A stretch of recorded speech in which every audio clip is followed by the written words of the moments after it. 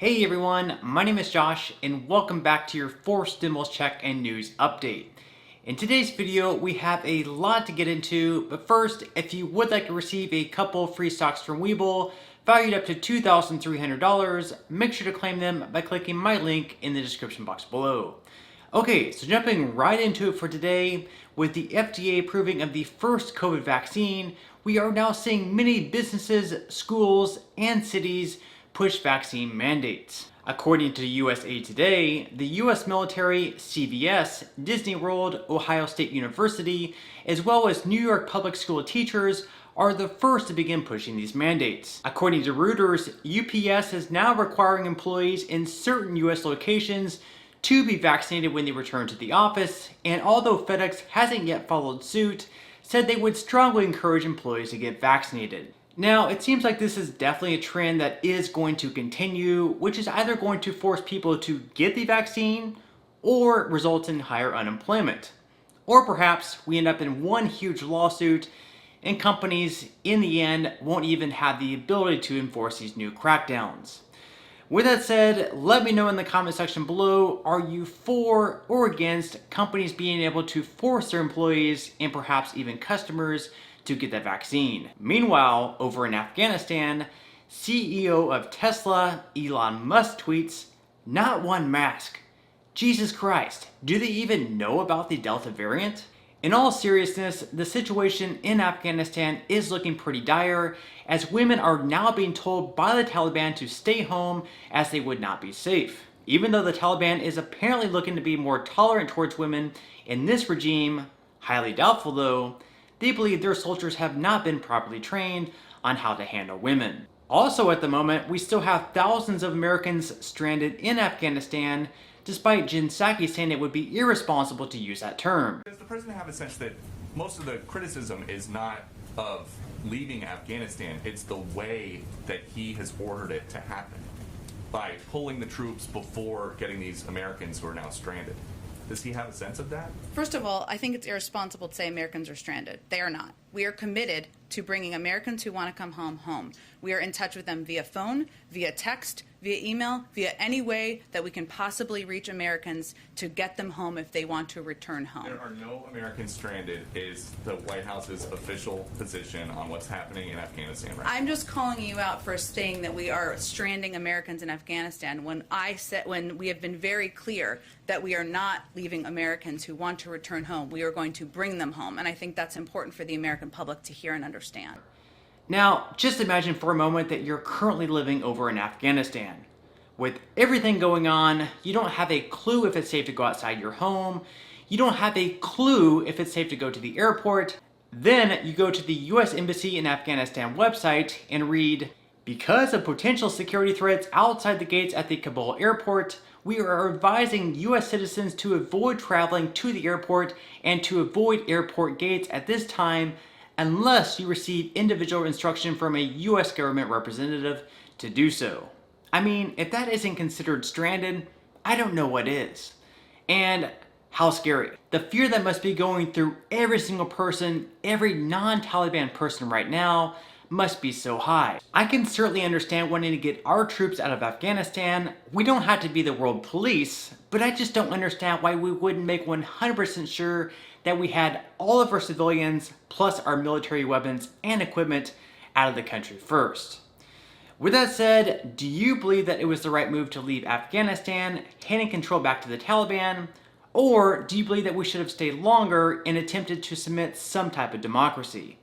Let me know what your thoughts are in the comment section below. In some other news, even though the House advanced the $3.5 trillion reconciliation bill, which also forces them to vote on the bipartisan bill based on infrastructure by September 27th, the Progressive Democrats still say they won't vote on the bipartisan bill until the reconciliation one is voted on first. In a letter released by the Congressional Progressive Caucus, they said, "Our position remains unchanged. We will work to first pass the Build Back Better reconciliation bill so we can deliver these once-in-a-generation, popular, and urgently needed investments to poor and working families, and then pass the infrastructure bill to invest in our roads, bridges, and waterways." Representative Alexandria Ocasio-Cortez shared this statement and tweeted, "Our position remains unchanged. We will only vote for the infrastructure bill when the House passes a reconciliation package that delivers on overdue promises like lowering drug prices,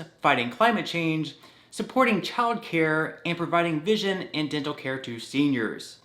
So now we basically have a divided Democratic Party, with the progressive wing saying we want the human infrastructure bill voted on first, then the moderate wing saying we want the infrastructure bill voted on first. Who wins this standoff is still completely up in the air, but it's definitely going to be an important battle. Let's say, for example, the group of moderate Democrats fold and decide to vote first on the human infrastructure bill.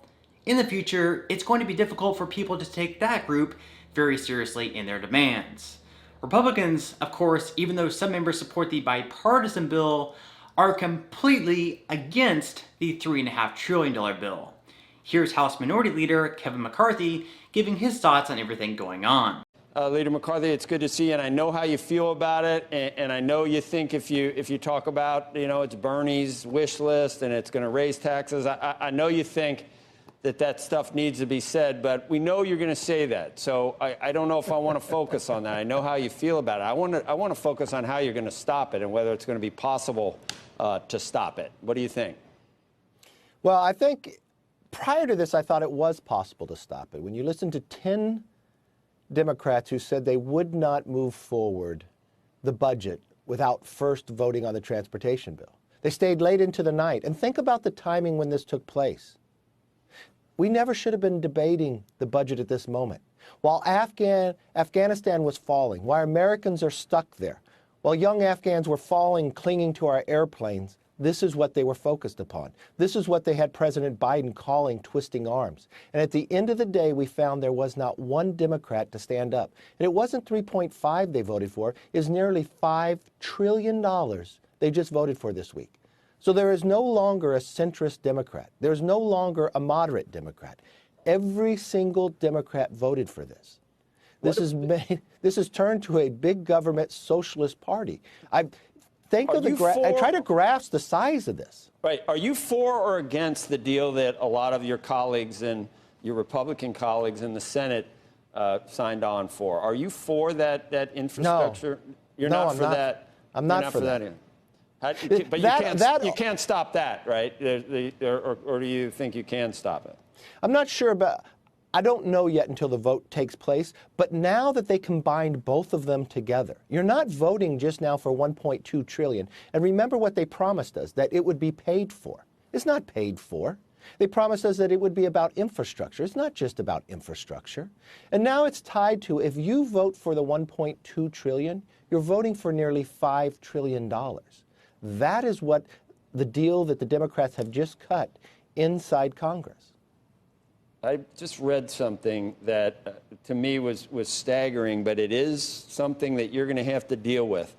And it was someone who said, I think what people like @Joe Squawk don't understand, there's a whole generation of people that could care less if growth is slower as long as social economic issues are being solved. A few points lower in GDP in order to help the people that need it is a trade-off that this generation would make. And I don't know who to blame for that entirely. I don't know where to start on telling someone that a GDP is a measure of individuals' well-being, and it's all that really matters is that if our quality of life only goes up when we're able to succeed economically. So I know it's a straw man argument, but that's what you're dealing with right now, and you're dealing with an entire an entire Democratic Party that feels the same way. Yeah, but now we're dealing with something much different that anybody under the age of 50 has probably never really felt: inflation. The Democrat spending is going to just spark greater inflation. And if you think wages are going up, it's not going up at the same rate that inflation is going up. People are feeling that. I mean, with all due respect, Joe Biden says he's bringing America back. He's brought us back to the 70s. He's now begging OPEC to produce more oil.